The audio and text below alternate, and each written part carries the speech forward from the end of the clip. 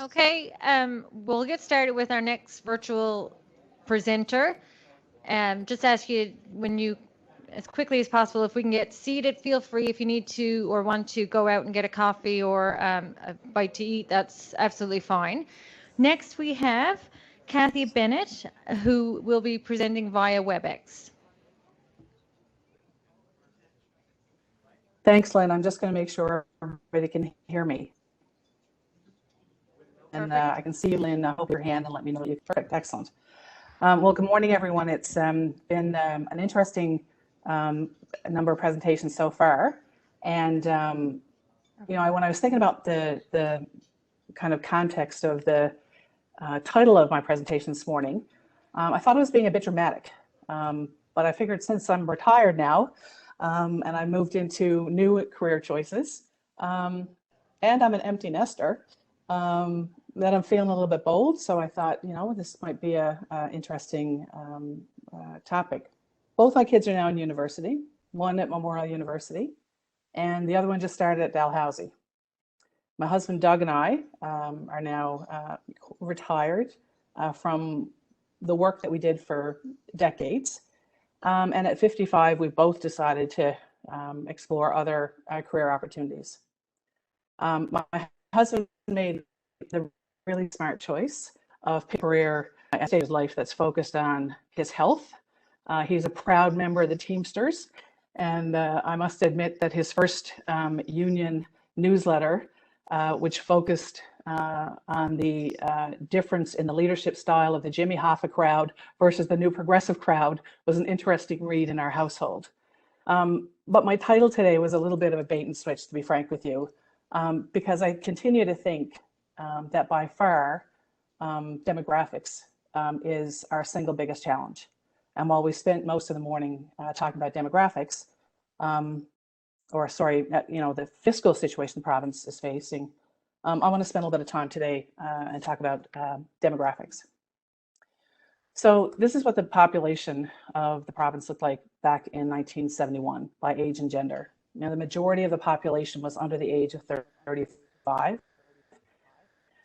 And I just want to give a shout out to team, all the very talented people who are involved in care for the questions that I sent back and forth over the summer to test whether or not my thinking was contemporary with what's happening today versus maybe what I knew to be the truth, in 2015-16 when I served as finance minister. Do want to recognize my colleague, former colleague, Siobhan Cody.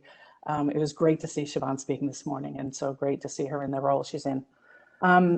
Since the time of the 1970s, we've all known there's been a shift in our demographics, and this has resulted in challenges of all kinds of areas of our society, whether it's labor market, municipal leadership, healthcare delivery, education needs, poverty, immigration, the list goes on.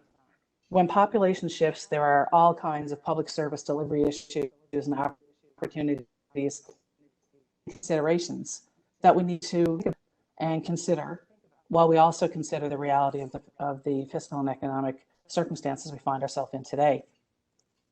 One place in particular that might make sense to ground our conversation is how the population affects revenue, since we're having a conversation about the fiscal situation of the province.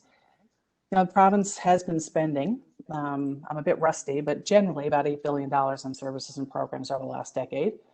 And that revenue comes, as was explained earlier today, a number of sources. This chart is from the Independent Tax Review that was completed back, I think, in 2017. And if you look at public and private sector earnings, they contribute about $1 of every $5 in 2019, 2020 came from personal income taxes. So our collective consumption added another 19.1% to the pot. And we primarily, for fees and fines, and as my former opposition colleagues love to remind me back in 2016, the people pay the fees. And yes, that's in fact the case. So when you think about personal income tax, sales tax, gasoline tax, fees and fines, collectively, people generate almost 45% of the taxes that goes into the provincial treasury. And humor aside, as significant as the shift is in resource revenue that we will continue to see and experience as the global economy changes, and what we as people, citizens of the world, want to use and not use as we learn to respect our climate and our the earth in deeper ways. The reality is that this is a significant issue for many nations when it comes to who's paying taxes, where the taxes are being generated, and how much the taxes is actually being charged. So, when you think about, if I just go back for 1 second, when you think about this chart, that personal income tax number at over 20%, somebody who's between the age of 15 and 64, they pay about $7,000 in taxes a year. And there was a lot of those back in 1971. The average senior pays about $3,200 in taxes. And this group is a very small minority back in the 70s. It's clear that taxes can be impacted by demographics as individuals age and move from working to retirement, and generally have lower taxable income. So let's just talk for a second, if you can indulge me for a minute. When do babies happen? Experts say that the best time for a woman pregnant is between the late 20s and 30s. Best, I mean, for her own health and for the survival of the pregnancy. One study actually pointed to the ideal age to give birth, the first child is 30 and a half. And of course, there's a thing called geriatric pregnancies, which my youngest son likes to remind me regularly that he was. But all joking aside, when we look at Newfoundland's fertility rate per 1,000 females, and what that's averaged over the period of 2000 to 2019, it was one of the lowest of all the provinces in Canada. Frankly, this is why I'm a big supporter of anything that government and the healthcare system does to support fertility services, with regional service delivery or virtual service delivery, whatever we need to do. We need to support the ability for families and women to have babies. But what about after the babies? Kids occupy us from the time we're about 20 till 50-ish. And when I say occupy us, I know we worry about them forever, but in general, we spend money, we spend time on their physical needs and their developmental needs as parents while we're about 20 to 50. And I want you to remember those date ranges for a few minutes, please. Whoops. Let's see why that did that. You may have hit the, there we go. There we go. So this is the population pyramid of 1971 versus 2010. And you can see that the age of the population is significantly changed. We have a lot more people at the 30 to 60 range, which is the age that we spend taking care of our children, spending money on our children, spending a whole time focused on growing population. Now, in the middle, when we're taking care of those kids, the other age that's important is parents often need our direct support, during our 40s to 65s. Now, I'm using these numbers generally. There's been some very talented academics presented this morning, and I tend to be a generalist. So my numbers are to be illustrative of, where we invest our time, more importantly, where we invest our resources, and we spend money on kind of family expenses.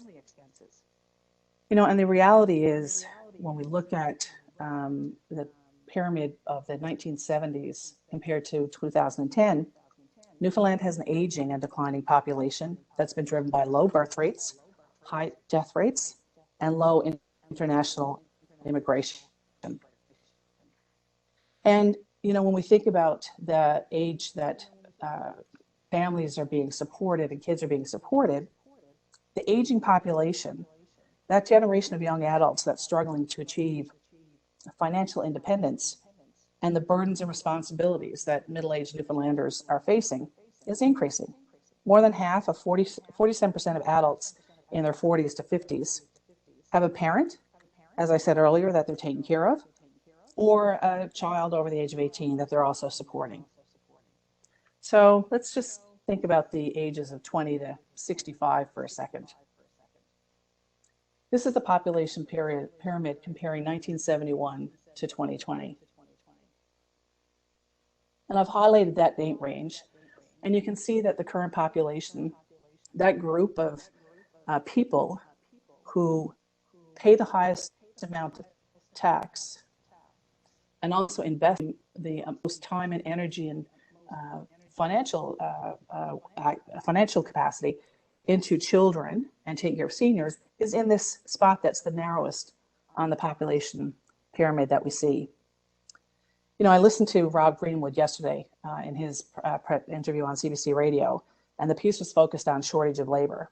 Rob said the reality of what many of us have been talking about for a decade now is here, and that our only choice is to adapt.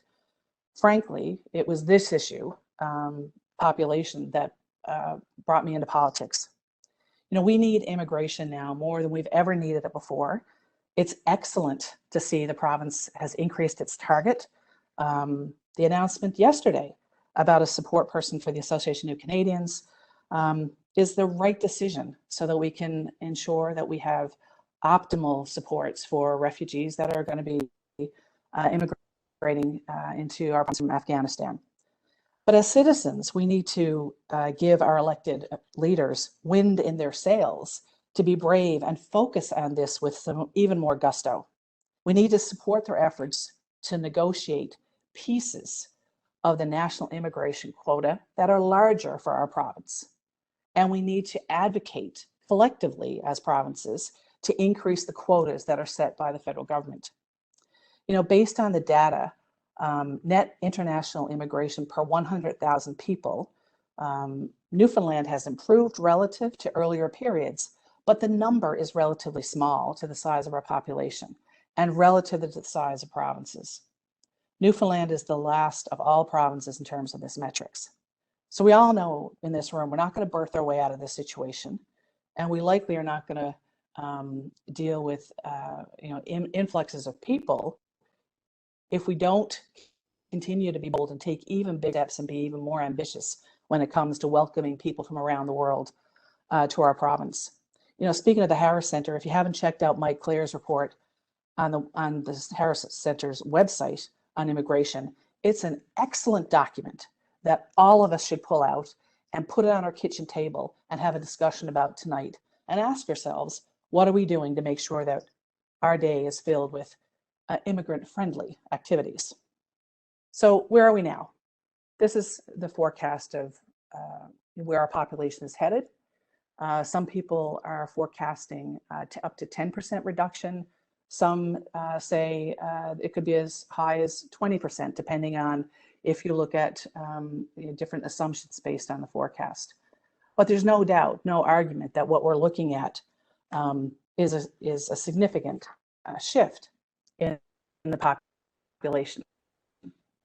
And we're already seeing these shrinkages manifest itself. Now, there's a default in our community sometimes to looking at, retail or service or hospitality. And as I think Rob said quite eloquently on CBC yesterday, the issues around labor shortages are very complex. But we have to remember that the number of people that are in our province today, or that were here in 1971, the forecast is to get smaller. And that is a risk to the Treasury. It's a risk to how service programs are delivered. It's a risk to how municipalities are managed, how municipalities are supported. And there's a litany of things that become a problem when we have the population decline that we do. But we're not the only ones that have this problem, right? There are shrinkages in populations and workforce in jurisdictions all over the world. This is an example of a recent article came out of Bloomberg related to the UK. This is a problem that I believe, many G20 countries are facing. And the reality from supply chains to healthcare delivery to how we take care of our seniors, to whether or not we can, properly educate our young people for the economy of the future.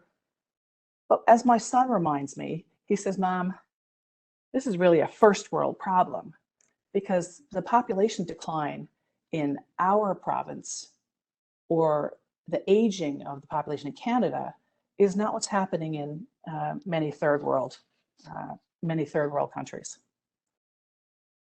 And it's competitive. You can see from actions that other provinces are taking, whether it's on healthcare, whether it's on how we're preparing for addressing the challenges and the shift of who's going to do what work when. Every province in Canada is faced with some type of challenge related to demographics, and they are mobilizing, as you can see from the articles here. One interesting story from the articles I share here is, if you went to the US as a nurse, who aren't attached to a single hospital, and you work as what's called a travel nurse, and take a short-term contract, there's such a demand for these talented professionals now as a result of the pandemic, that you need only work half a year and make well over $208,000 US. So the third article I put in here from the Hamilton Inspector on September the 11th is a fantastic article from one of my now favorite economists, who coined a phrase, the she session. And she speaks in the article about the impact of the care economy. If you haven't read her material, I'd encourage you to check it out, because one of the challenges that we're facing in Canada is an expectation that we need to take care of each other, and we're going to rely on a workforce that's going to need to be respected and taken care of, so they can take care of us. So why do people stay here? There's a lot of smart people in the room and on the webcast today who would have many, many, many slides about why this happens. And I'm not presenting this list as to be all-inclusive, just thought-provoking. And I think we stay because we're passionate. We have family obligations. We're anchored to our capital assets, our businesses, our personal assets. But ultimately, what's happening now is that the global pull to leave is competing even more than those stay drivers. And here's an example. How many people, I'm sure there's many people in this room who have heard about a company called Shopify. Well, Shopify provides a subscription-based software that allows anyone to set up an online store anywhere. In 2014, Shopify had 638 employees, and this year it's growing to 10,000. It's geo-targeting social media recruitment ads on Facebook accounts in Newfoundland. So I was curious, what would I get paid if I was a software engineer working remotely? So I could still live here, but I didn't have to work for anybody here. And I went on the 25 best websites, job websites for 2021, checked out Glassdoor and Talent, and found out the position pays about $92,000. Now, you can work anywhere and be employed at Shopify. When you think about the Fast 50 companies, it's a report that Deloitte publishes on an annual basis about the fastest growing tech companies, of which I think, I'm sure actually Kraken Robotics is the only Newfoundland and Labrador company there. But interesting enough that the fastest one that grew last year was a company called IntelliJoint Surgical out of Kitchener. They specialize in hip and knee replacement technology. And they are growing at such a rate that their staff size is expected to grow in the same trajectory as Shopify has over the last 3 years. Part of the work I do on BDC, I sit on the board there, get a chance to understand in the kind of innovation economy when it comes to technology and technology growth. And there's a project that we worked on with Prospect FI.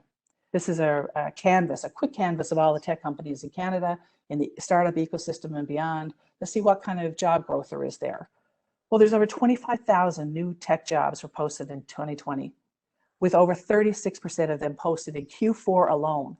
And 8% of the total jobs that have been posted are all requiring people to work remotely. So why does this matter?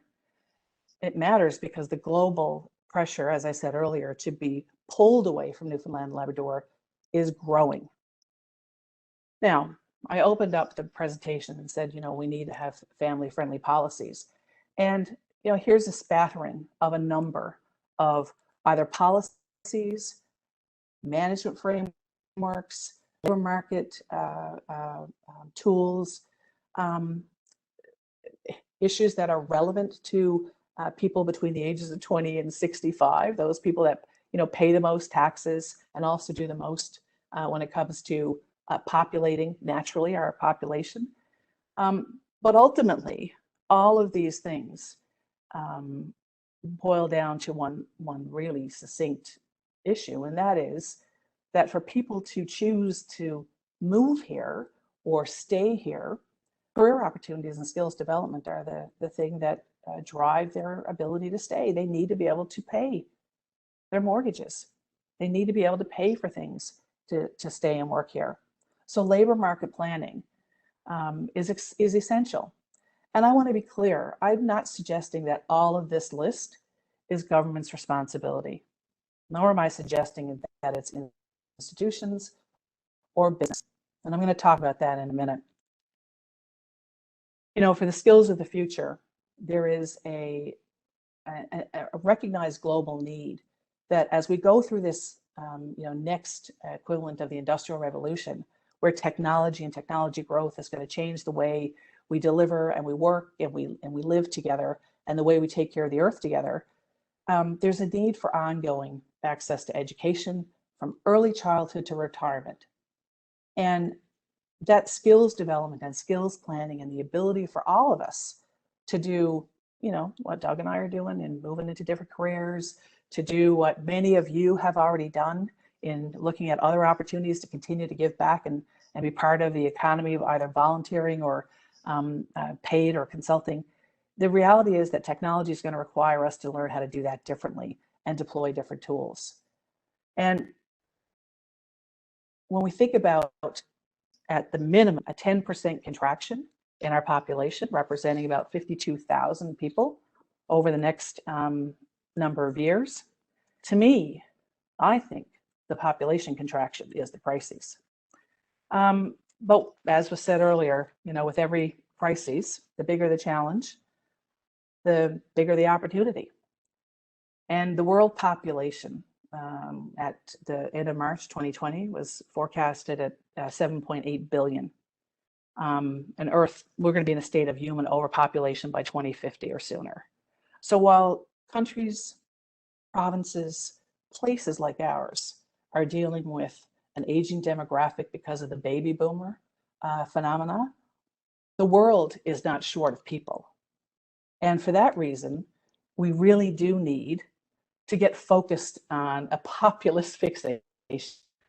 I know probably have to be about how we keep and retain and recruit people to our province. One of the big lessons last year for me as the pandemic raged in March and April was when a bunch of us realized that there were friends and neighbors and families that were going into hospitals to protect us through COVID, and they didn't have what they needed to protect themselves. We came together and we did everything we could with an obsessive compulsiveness to make sure that they had personal protective equipment. And I'm talking about the great work that many people volunteered to do under Task Force NL. We need that same obsession, individually and collectively, government, citizens, institutions. We need to ask ourselves every single time, will this help us compete globally to retain people? And will this help us compete globally to recruit people? We can continue to argue about the pie while the pie shrinks. Or we can also focus on change we can make, we need to make, and we must make to demonstrate a populist fixation. When the planes landed 20 years ago, no one in the province argued with their neighbor about whose kettle would be left unused or overused for that matter. We just got on with what was the most important thing to do. We didn't point fingers. We didn't harass each other. We didn't throw our arms up in the air and say we couldn't do it. We just did it. We listened. We respected each other. We took action. We gave it our all. And we can do this. We can attract and retain people in our province. We can do something. And if you don't know what to do, ask a young person like the co-op students who need their work terms. Ask a senior who may want to stay active in the workforce. Ask an immigrant entrepreneur why it was tough for them to get their business up and running. And listen as she explains how she's not allowed to be a direct-owned company. And make a call and do something. You know, I entered political life because I thought it was the best place to make change happen. And I was wrong. Every day, and every one of you, and me, have the ability to make change happen. Government's important. Institutions are important. Business community, labor, community is all important. But collectively, we're the ones that are going to need to do the actions to make the change happen so our province is sustainable. You know, a friend of mine said to me a number of years ago, Cathy, why would you sacrifice your children to this place? And he meant, why would I encourage them to stay here no matter what? My response to him was that I had no intention of sacrificing mine or anyone else's kids for this place that we call home. And it's with that obsession that I'm going to do everything I can to make sure this place is a sustainable population perspective. Because if we don't have a sustainable population, all the discussions we've had so far this morning and we're going to continue to have throughout the day are going to continue to get even tougher as we reduce the amount of people that are actively participating in our economy. So on the break later today, at lunch, tonight, next week, next month, take action. Be obsessed about our population. And thank you for listening, and I look forward to your questions.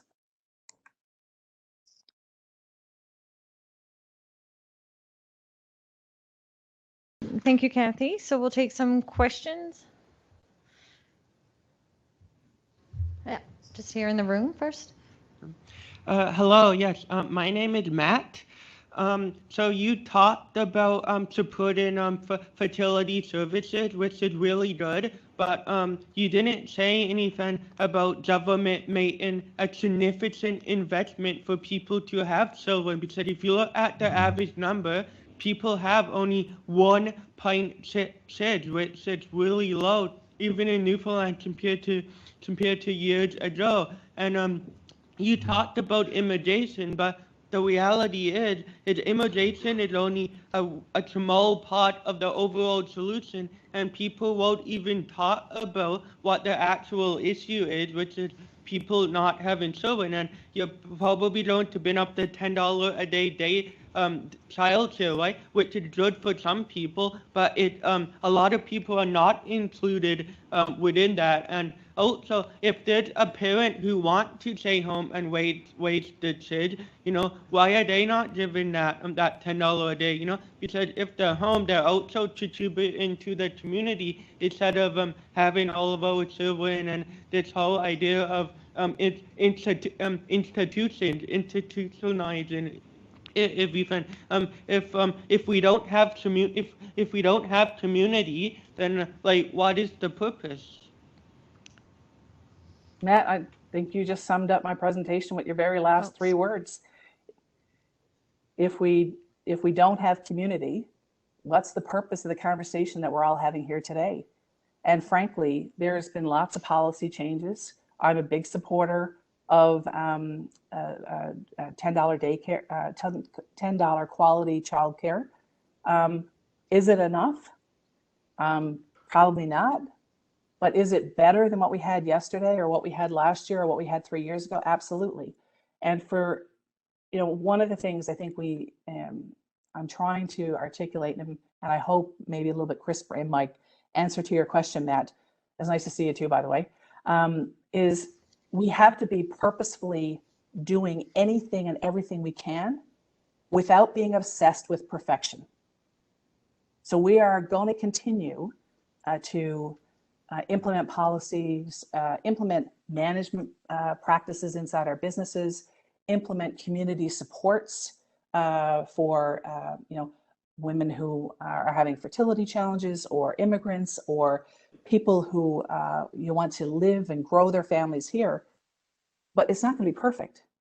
But if we don't focus on having a population that is growing, and acknowledge that we're going to look at a 10 to 20% contraction in our population, then all the discussion we're having around the fiscal situation is going to be too late.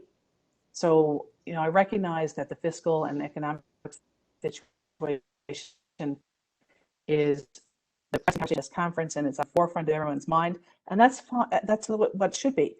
But what I'm saying is, underlying that, the population decline that we're going to see in the next number of years is one that is we have some control over, and we can do something about if every single one of us does a little bit, and many of us collectively can do a lot. Thank you. Well, I'll take another question. Could you introduce yourself at the start of your question over here at the microphone? Hi, Cathy. This is Jillian Pearson. It's really nice to see you again. I know that you've alluded to your support for early childhood education in your presentation. And it's true that if we don't maintain our population, we actually aren't going to have the workforce to take care of our aging population. As someone who has worked in government, and you understand the realities and the benefits of the investment in universal childcare system, what are ways that government can operationalize and accelerate this investment to expand spaces? Because right now we are facing a crisis. The wait lists are extremely high in all of the $25 a day spots, which will be reduced to $10 a day. They're already taken up. So what are ways that we can accelerate that? Yeah. And do you see a model like Quebec working here, whereby we can provide rebates to individuals in rural communities and shift workers so that they can cover their costs? Yeah, so I think there are lots of things that can be done to accelerate. Junior kindergarten is a really good example. It's already implemented here in Nova Scotia. There's opportunities for us to use educational assets. There's a great example, school in Burgeo. I remember visiting it in 2014. The school was built for 400 students. I think they had 60 kids there, and at the time, the faculty, don't tell anybody, but they had opened up a couple of classrooms to a daycare that was being run by the community to help make sure that families had the care they needed for the kids when they needed it. And so I think there's lots of things we can do, but part of, I think, what worries me in these conversations is that the art of the perfect gets in the way of progress. And I'm all about, let's try something, let's pilot something, let's see how a junior kindergarten program could be implemented. And I'm excited that's going to be one of the things that I believe government's going to take a look at. And I think there's lots of things, Jillian, that can be done to accelerate supporting families, in particular women. Coming out of the COVID pandemic, we're seeing things where they're removing themselves from the economy. They're making choices to stay home because they can't juggle the societal expectations of them. Whether it's the care hours they give for free, it's the multiple responsibilities they have. That's not to say that there aren't men who have lots of responsibilities caring for kids or caring for the parents, but predominantly it happens, it gets laid on women.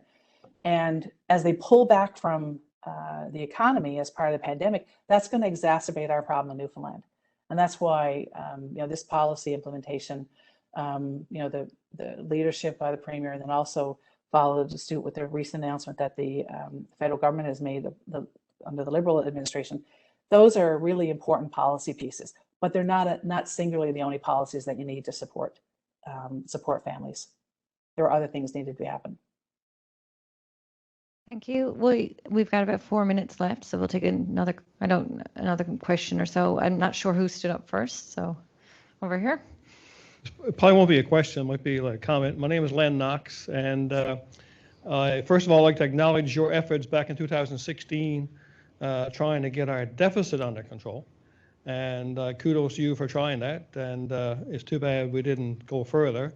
But I think I look at your charts, I look at the taxation rates.